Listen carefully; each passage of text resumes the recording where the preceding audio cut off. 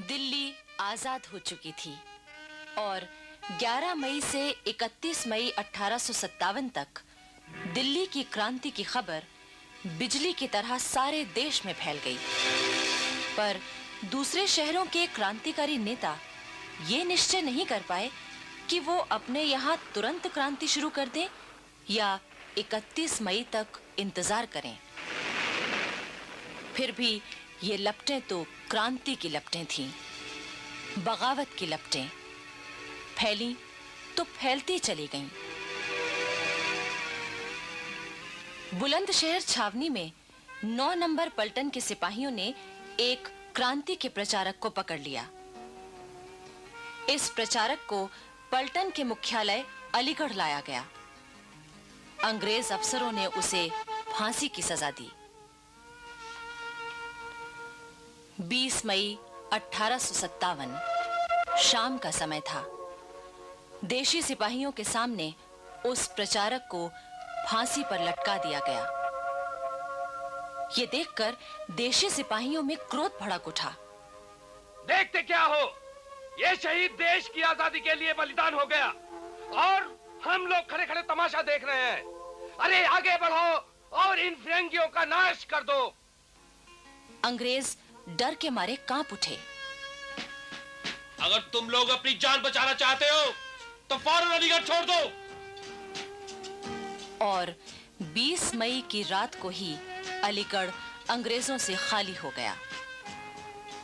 अलीगढ़ पर हरा झंडा फहराते हुए क्रांतिकारी सिपाही खजाना और गोला बारूद लेकर दिल्ली की ओर चल पड़े।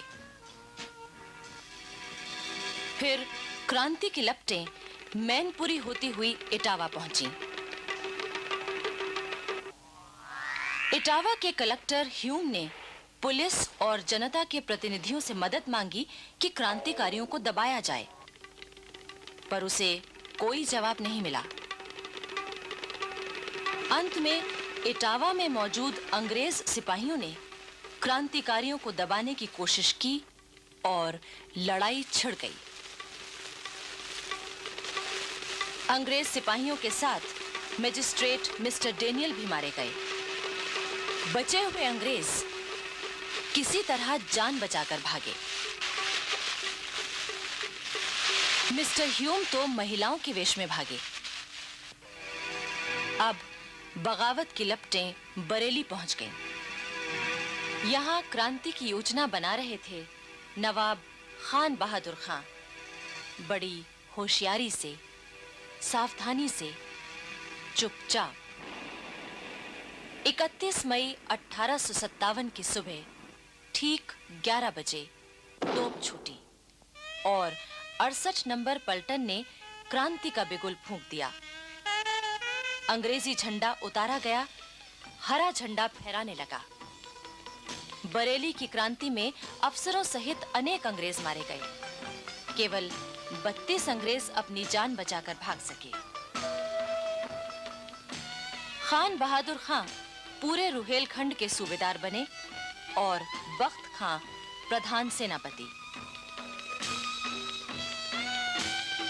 खान बहादुर खां ने जनता के नाम एक ऐलान जारी किया। हिंदुस्तान के रहने वालों, आजादी का पाक दिन जिसका बहुत अरसे से इंतजार था आ पहुंचा है। मुसलमानों, अगर तुम कुरान की इज्जत करते हो, हिंदुओं अगर तुम गौ माता की इज्जत करते हो, तो अब अपने छोटे छोटे झगड़ों को भूल जाओ और इस पाक जंग में शामिल हो जाओ। एक झंडे के नीचे लड़ो और खून की नदियों से अंग्रेजों का नाम हिंदुस्तान से धो डालो। उधर दिल्ली पर बहादुर शाह जफर का शासन हो चुका था। उनके बुलावे पर बरेली के बहादुर बख्त खां भारतीय सेना के सेनापति बनने के लिए चल पड़े।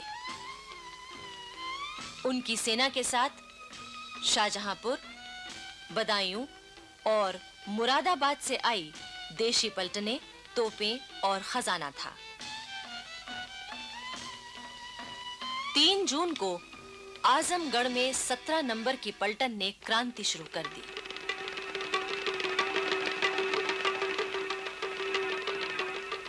लेकिन उन्होंने अंग्रेजों को मारा नहीं, बल्कि उनके वहां से चले जाने का बंदोबस्त करके इमारतों, खजानों और गोला बारूद पर कब्जा कर लिया।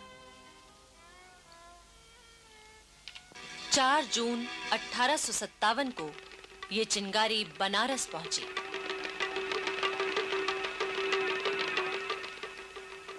अंग्रेज अफसरों ने तय किया कि देशी सिपाहियों से उनके हथियार रखवा लिए जाएं। उन्हें परेड ग्राउंड बुलाया गया। अंग्रेज अफसरों ने जैसे ही देशी सिपाहियों को हथियार रखने का आदेश दिया कि इन सिपाहियों ने अंग्रेजों पर हमला बोल दिया।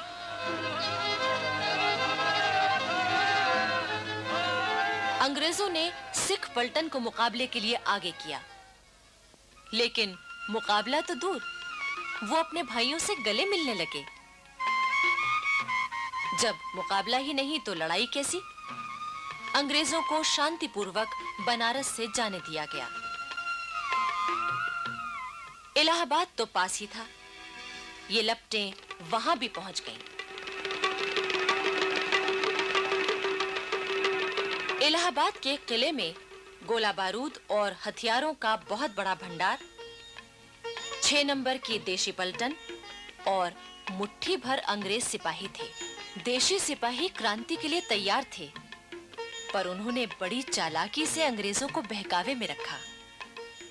हम तो आपके साथ हैं हुजूर। हुजूर, हमें दिल्ली भेज दीजिए, हम बाकियों के टुकड़े टुकड़े कर देंगे। 6 जून 1857 की सुबह एक बार फिर अंग्रेज अपनी तसल्ली के लिए देशी सिपाहियों से मिले। पर भरोसा कीजिए हुजूर। भरोसा तो कीजिए आप। भरोसा तो कीजिए ना हुजूर हम पर आप।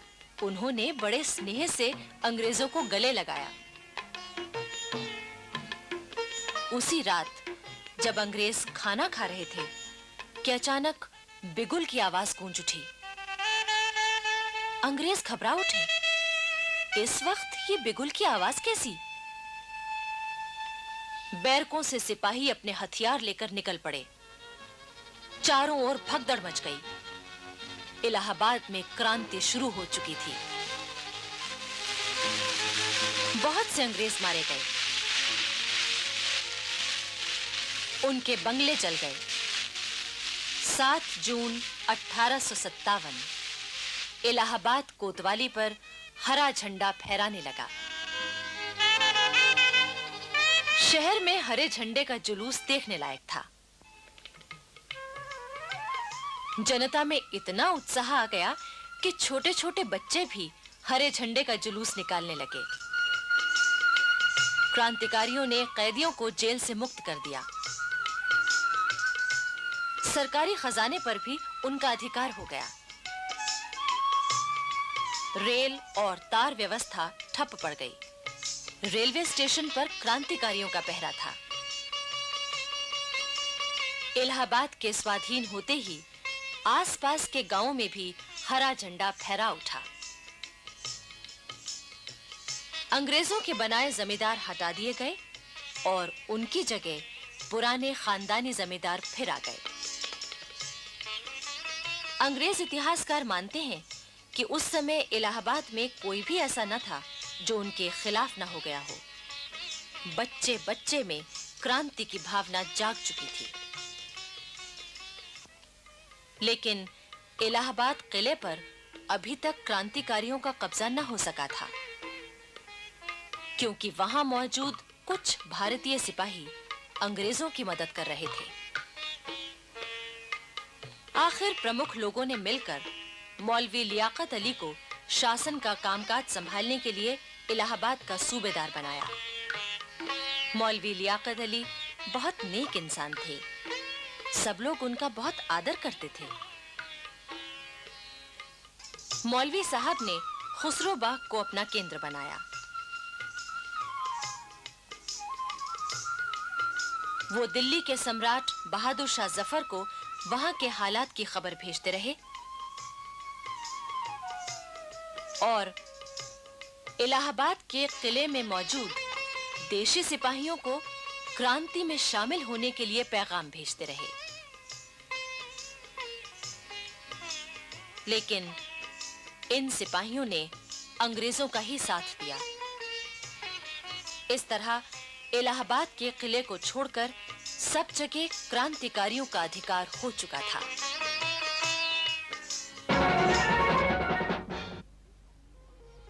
दिल्ली की क्रांति की खबर देश के कोने-कोने में कैसे पहुंची, इसे एक अंग्रेज लेखक के शब्दों में ही कहना ज्यादा प्रामाणिक होगा। गदर का एक आश्चर्यजनक पहलू यह था कि दूर-दूर के स्थानों में सभी महत्वपूर्ण खबरें बड़ी तेजी से और प्रामाणिक रूप से पहुंच जाती थीं। खबरें ले जाने का काम ज्यादातर हरकारे करते थे, जो इतनी तेजी से चलते थे कि हमें विश्वास ही नहीं होता।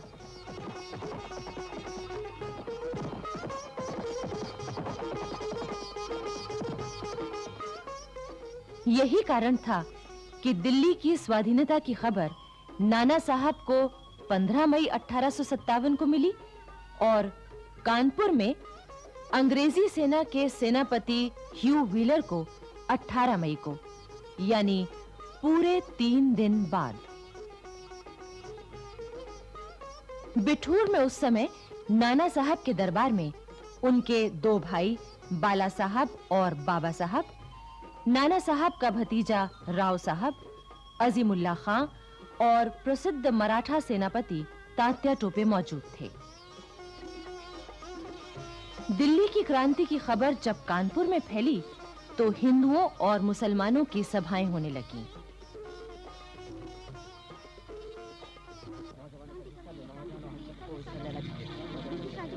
धीरे-धीरे स्कूलों के लड़के, बाजारों में आम लोग और गली मोहल्लों में भी स्वतंत्रता क्रांति की बातें शुरू हो गईं। छावनी में सिपाहियों में भी क्रांति की गुप्त बातचीत शुरू हो गई। फिरंगियों के खिलाफ उनकी बाहें फड़कने लगीं। लेकिन नाना साहब 31 मई तक कुछ भी नहीं करना चाहते थे।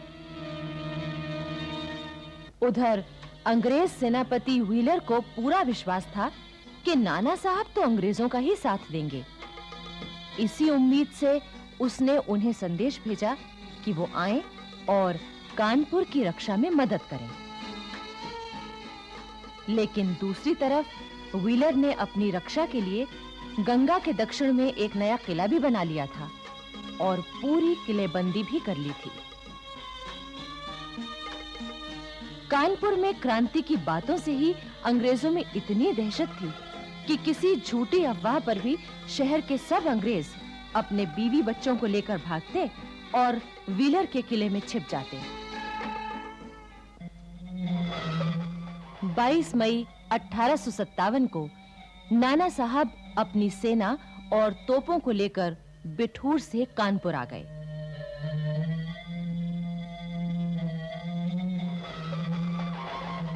उन्होंने नवाबगंज में अपना डेरा जमाया।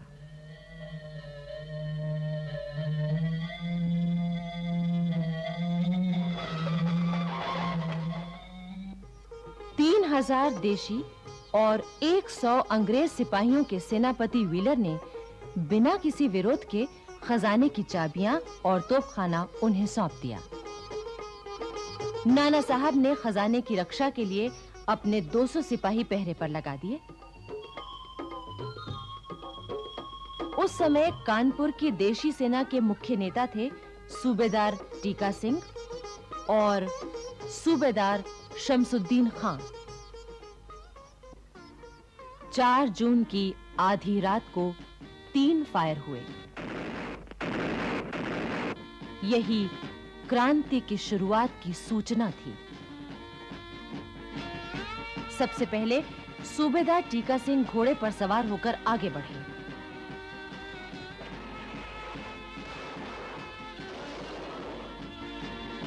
फिर देशी पलटन के हजारों घुड़सवार और पैदल सिपाही मैदान में निकल आए।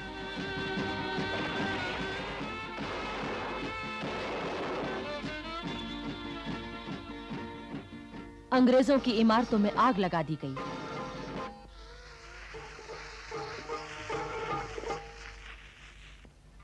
उनके झंडे को हटाकर हरा झंडा फहरा दिया गया।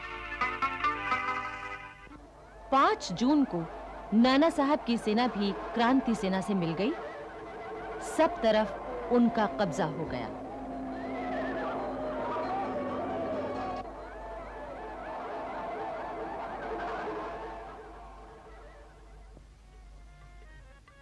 पांच जून को कानपुर में दिल्ली सम्राट बहादुर शाह जफर के झंडे का जुलूस बड़ी धूमधाम से निकाला गया। नाना साहब को कानपुर का शासक चुना गया। नगरवासियों ने उनकी जय जयकार की और सबने नाना साहब का साथ देने का वचन दिया। 6 जून को सवेरे नाना साहब ने व्हीलर को खबर भेजी कि आज आप किला हमारे हवाले कर दीजिए, वरना हम हमला करेंगे। लेकिन व्हीलर यूं मानने वाला नहीं था। उसने किला खाली करने से इनकार कर दिया। साथ ही मोर्चे की पूरी तैयारी भी की। 6 जून की शाम नाना साहब ने अंग्रेजों के किले पर हमला बोल दिया। उस समय कानपुर के लगभग सभी अंग्रेज, स्त्री पुरुष और बच्चे किले में मौजूद थे। दोनों ओर से तोपें चलने लगीं।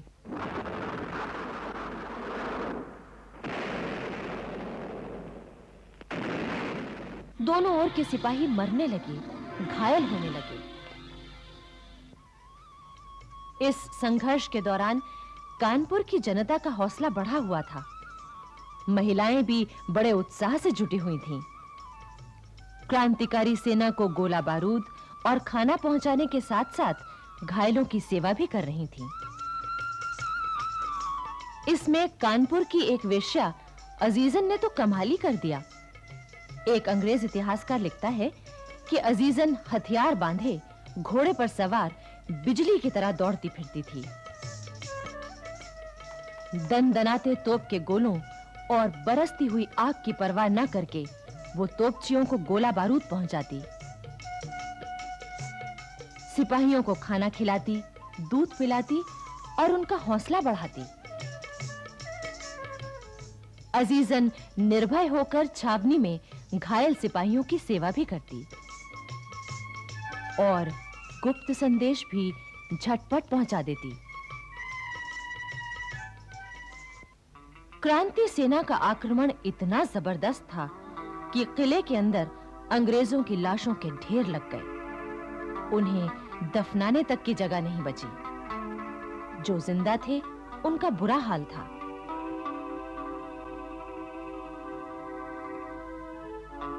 किले में केवल एक ही कुआं था जो गोले गिरने से टूट चुका था। अंग्रेजों को पीने का पानी मिलना भी मुश्किल हो गया था। कई अंग्रेज हैजा, पेचिश और बुखार के कारण बीमार पड़ गए। उधर नाना साहब ने शहर के तमाम खास लोगों की सभा बुलाई और उनकी सलाह से शहर का शासन चलाने का इंतजाम किया। हुलास सिंह को मुख्य न्यायाधीश बनाया। फौज को रसद पहुंचाने की जिम्मेदारी मुल्ला को सौंपी। दीवानी के मुकदमों के लिए ज्वाला प्रसाद, अजीमुल्लाह खां और बाबा साहब की अदालत बनाई गई। अंग्रेज इतिहासकार एम टॉमसन ने लिखा है कि नाना साहब की शासन व्यवस्था में नगर में पूरी तरह शांति थी। 18 जून और 23 जून को अंग्रेजों से फिर घमासान युद्ध हुए।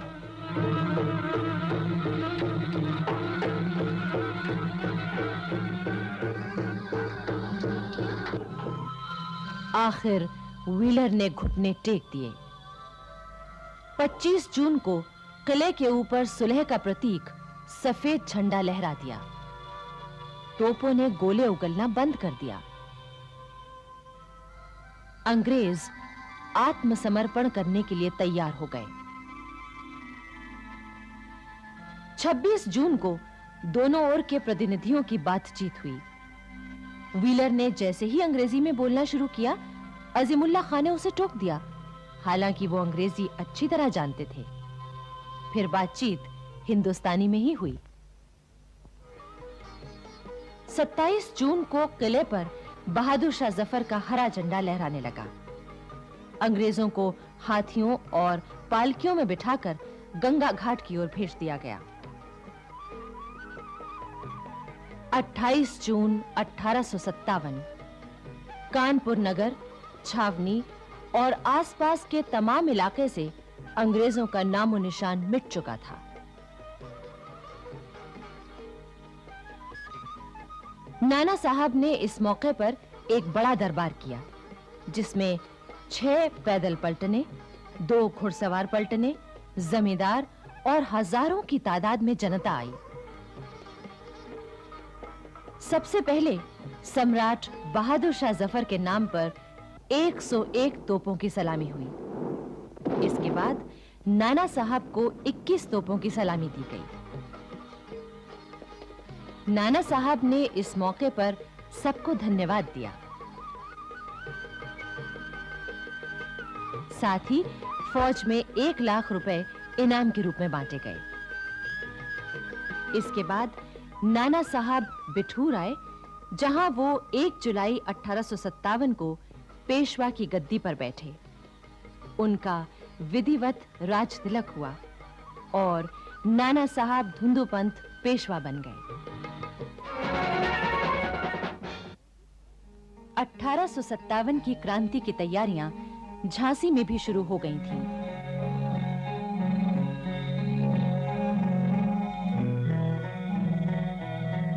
झांसी की जनता अपनी रानी लक्ष्मीबाई के साथ हुए अन्याय और अपमानपूर्ण व्यवहार का बदला लेने के लिए बेचैन थी। रानी महल में हर रोज गुप्त सभाएं, मंत्रणाएं हो रही थीं। आखिर 4 जून 1857 को झांसी में 12 नंबर देसी पलटन के हवलदार गुरबख्श सिंह ने विद्रोह की तलवार निकाल ली। क्रांतिकारी सेना ने तोपखाने और खजाने पर कब्जा कर लिया। इसके बाद रानी लक्ष्मीबाई हथियारों से लैस होकर निकल पड़ी और उन्होंने क्रांतिकारी सेना का नेतृत्व संभाल लिया। झांसी में चारों ओर विद्रोही सेना फैल गई और अंग्रेजों के हाथ से सत्ता छीन ली गई। 7 जून को क्रांतिकारी सेना ने झांसी के किले पर हमला किया। इस हमले का नेतृत्व कर रहे थे रिसालदार काले खां और तहसीलदार मोहम्मद हुसैन। किले के अंदर मौजूद हिंदुस्तानी सिपाहियों ने भी विद्रोह कर दिया। किले के भीतर और बाहर संघर्ष शुरू हो चुका था। 8 जून को रिसालदार काले खां के हुक्म से किले के अंदर मौजूद 67 अंग्रेज पुरुष, स्त्रियों और बच्चों को मौत के घाट उतार दिया गया। अंग्रेज इतिहासकार स्वयं मानते हैं कि इस हत्याकांड में रानी लक्ष्मीबाई का कोई हाथ नहीं था और न ही उन्होंने इसकी इजाजत दी थी। 8 जून 1857 को झांसी कंपनी सरकार के चंगुल से मुक्त हो गई। गद्दी का उत्तराधिकारी दामोदर राव चूंकि बालिग नहीं था, इसलिए रानी लक्ष्मीबाई ने झांसी का शासन संभाला। झांसी में जगह-जगह घोषणा की गई, खलक खुदा का, मुल्क बादशाह का, हुक्म रानी लक्ष्मीबाई का।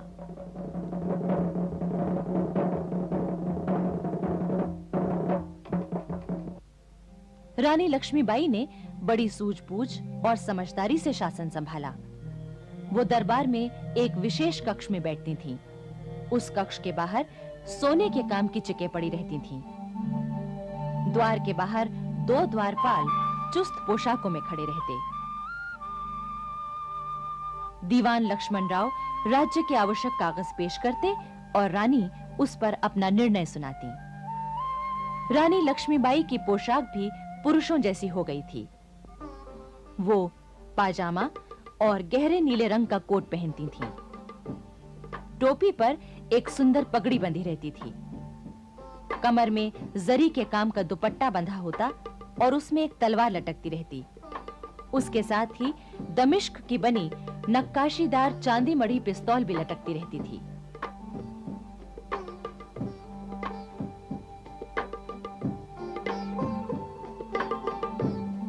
झांसी के किले पर अब स्वाधीनता का हरा झंडा लहराने लगा था।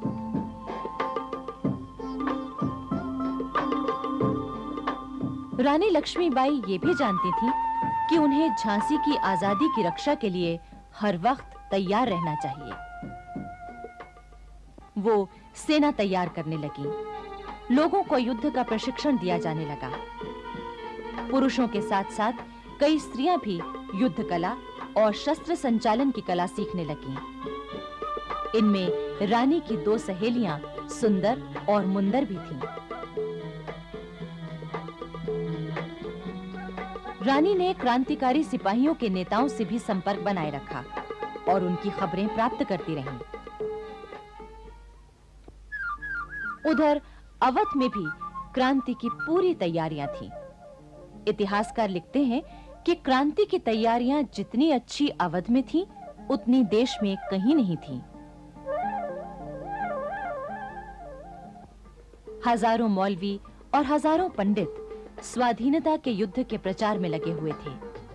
वो एक-एक बैरक में जाकर सिपाहियों से बातचीत करते। हर गांव, गली मोहल्ले में जाकर पंडित जी और मौलवी साहब आजादी की लड़ाई के लिए जनता को तैयार कर रहे थे। लखनऊ में 13 मई को मेरठ की क्रांति की और 14 मई को दिल्ली की क्रांति की खबरें आईं।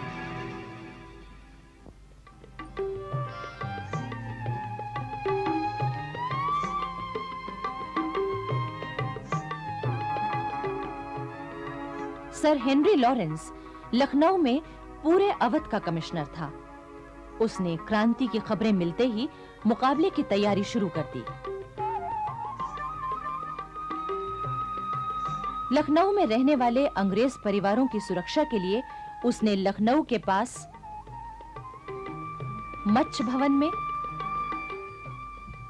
और रेजिडेंसी में किलेबंदी शुरू कर दी, ताकि जरूरत पड़ने पर सभी अंग्रेज और उनके परिवार वहां शरण ले सकें। अंग्रेज महिलाओं और बच्चों को तो वहां पहले ही पहुंचा दिया गया था। 30 मई 1857 की रात ठीक 9 बजे तोप छूटी। क्रांति आरंभ होने का यही संकेत था। 71 नंबर की पलटन सबसे पहले बंदूकें लेकर निकल आई। उसने अंग्रेजों के बंगले जलाए और जो भी अंग्रेज मिले उन्हें मार दिया गया। सन 1857 में पंजाब की सबसे बड़ी छावनी लाहौर के पास मियामीर में थी। मियामीर में गोरे सिपाहियों की तुलना में हिंदुस्तानी सिपाही 4 गुना ज्यादा थे। अंग्रेजों के खिलाफ क्रांति के प्रचारकों ने क्रांति की चिंगारियां पेशावर, लाहौर, अमृतसर, जालंधर, फिल्लौर, फिरोजपुर आदि सभी स्थानों में पहुंचा दी थी। पंजाब के हिंदुस्तानी सिपाहियों की योजना ये थी कि सबसे पहले मियामीर के सिपाही लाहौर के किले पर चढ़ाई करेंगे। इसके बाद पेशावर, अमृतसर, फिल्लौर और जालंधर की पलटनें एक साथ क्रांति आरंभ कर देंगी। मियामीर में रॉबर्ट मॉन्टगोमरी अंग्रेज सेनापति था। वो बहुत चतुर और चालाक था। उसे जैसे ही मेरठ और दिल्ली की घटनाओं की जानकारी मिली, वो तुरंत सावधान हो गया। तभी उसके एक गुप्तचर ने खबर दी कि मियामीर के हिंदुस्तानी सिपाही भी क्रांति करने वाले हैं। 13 मई 1857 को मियामीर के परेड मैदान में मॉन्टगोमरी ने 1000 हिंदुस्तानी सिपाहियों को बुलाया। इसके तुरंत बाद तोपखाने सहित गोरे सैनिकों का दल आ गया और उसने हिंदुस्तानी सिपाहियों के दल को घेर लिया। मॉन्टगोमरी ने हिंदुस्तानी सिपाहियों को आदेश दिया कि वो अपने अपने हथियार नीचे रख दें। अंग्रेजों की सेना और तोपखाने से घिरे हिंदुस्तानी सिपाहियों ने मजबूर होकर हथियार रख दिए और चुपचाप अपनी बैरकों में चले गए। लाहौर के किले में मौजूद हिंदुस्तानी सिपाहियों से हथियार रखवाने के लिए एक गोरी पलटन भेजी गई। उसने वहां के सिपाहियों से हथियार रखवाकर किले के बाहर बैरकों में भेज दिया। उधर पेशावर में 24, 27, 51 नंबर की पैदल और 5 नंबर की सवार पलटनें 22 मई 1857 को क्रांति का बिगुल फूंकने को तैयार थीं। मियां मीर की घटना का समाचार पाते ही अंग्रेज अफसरों ने गोरी सेना के 4 दल पेशावर भेजे और 22 मई की सुबह देशी पलटनों से हथियार रखवा लिए। 22 मई की शाम अंग्रेज सैनिक सावधान थे कि कहीं छावनी या नगर में विद्रोह न हो जाए, किंतु उसी रात कुछ निहत्थे हिंदुस्तानी सिपाही नगर की ओर जा रहे थे। उन्हें अंग्रेज सिपाहियों ने पकड़ लिया। उसी रात 14 हिंदुस्तानी सिपाहियों को फांसी पर लटका दिया गया ताकि बाकी सिपाही उनसे सबक लें। बैरकों के बाहर तोपें लगा दी गईं। कोई भी हिंदुस्तानी सिपाही बाहर नहीं निकल सकता था। जिसने हिम्मत की उसे तोप के मुंह से बांधकर उड़ा दिया गया। पेशावर के पास होती मैदान में 55 नंबर पैदल पलटन थी। इसके सेनापति कर्नल स्पैटिश वुड को भरोसा था कि उसकी पलटन विद्रोह नहीं करेगी, किंतु पंजाब के अंग्रेज अफसरों ने उन पर दबाव डाला कि पलटन से हथियार रखवा लिए जाएं। इस पर दुखी होकर कर्नल स्पैटिश वुड ने आत्महत्या कर ली। होती मर्दान की 55 नंबर पैदल पलटन से हथियार रखवाने के लिए पेशावर से अंग्रेजों की सेना आई। 55 नंबर पैदल पलटन किले से भाग निकली। अंग्रेजों की सेना भारी संख्या में थी। उन्होंने कोई 150 हिंदुस्तानी सिपाहियों को मार डाला। जो हिंदुस्तानी सिपाही पकड़े गए उन्हें बाद में तोपों के मुंह से बांधकर उड़ा दिया गया। इस हृदय विदारक दृश्य का वर्णन अंग्रेज इतिहासकार जॉर्ज विकर्स ने किया है। एक चौरस मैदान के 3 ओर फौज खड़ी थी और चौथी ओर 10 तोपें थीं। पहले 10 हिंदुस्तानी सिपाहियों को लाकर तोपों के मुंह से बांधा गया और फिर तोप खाने के अफसर ने अपनी तलवार हिलाई। एक साथ 10 तोपों की गरज सुनाई दी और धुएं के साथ सिपाहियों के हाथ पांव सिर चारों ओर उड़ते हुए दिखाई दिए। ये दृश्य 4 बार दोहराया गया। फिरोजपुर में कंपनी सरकार के गोला बारूद के बहुत बड़े भंडार की रखवाली हिंदुस्तानी सिपाही करते थे। उन सिपाहियों के इरादे जानने के लिए अंग्रेजों ने उन्हें परेड पर बुलाया।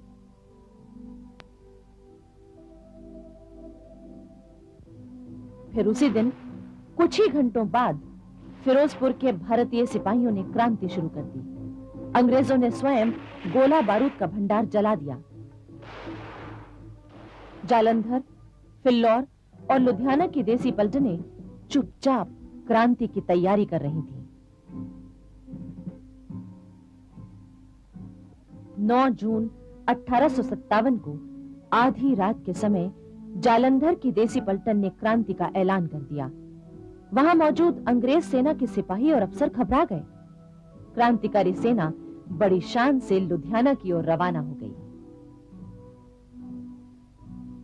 जालंधर की सेना का एक सिपाही फिल्लौर पहुंचा और उसने क्रांति की सूचना दे दी और वो आकर जालंधर की क्रांतिकारी सेना से मिल गई। अब दोनों सेनाएं लुधियाना की ओर बढ़ी। लुधियाना के अंग्रेज अफसरों ने सतलज पर बना कश्तियों का पुल तोड़ दिया। क्रांतिकारी सेना ने रात के समय उस पुल से कोई 3 किलोमीटर दूर से सतलज को पार करना चाहा, लेकिन पीछे से अंग्रेजी सेना ने हमला कर दिया। घमासान युद्ध हुआ। अंत में क्रांतिकारी सेना विजयी हुई।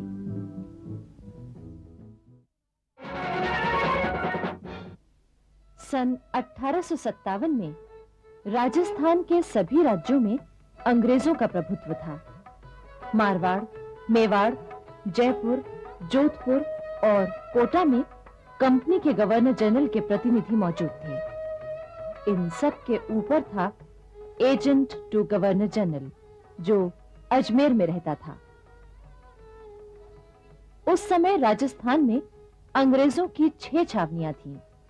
ये छावनियां नसीराबाद, नीमच, देवली, ब्यावर, एरनपुरा और खेरवाड़ा में स्थित थीं।